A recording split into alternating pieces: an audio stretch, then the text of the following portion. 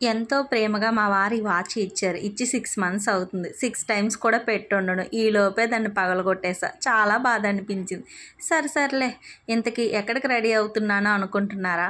ఒక 1 వీక్ నుంచి మా మామయ్య గారైతే సండే మాత్రం 8:30 కల్లా రెడీగా ఉండాలి. అందరం ఊరెళ్దామని చెప్పారు. తీరా 8:30 కల్లా రెడీ అయిపోయాక నాకు అస్సలు హెల్త్ బాలేదు అని చెప్పారు. ఇంకా అందరం రెడీ అయ్యాక ఊరుకుంటామా? పిల్లలైతే మట్టుగా అస్సలు ఊరుకోలేదండి. ఇంక వాళ్ళ కోసమైతే ఒక మంచి ప్లేస్‌కైతే వెళ్ళిపోయాం.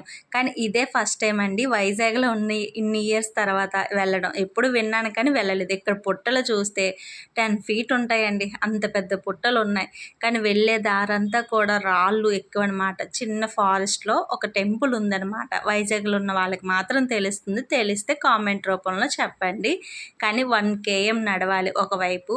మా పిల్లలు చూసారా ఎంత చక్కగా నడుస్తున్నారు. కానీ వెళ్ళే దారిలో అంతా ఈ పుట్టలు కనిపిస్తుంటే నాకు చాలా భయమేసింది. చాలా పెద్ద పెద్ద పుట్టలైతే ఉన్నాయన్నమాట.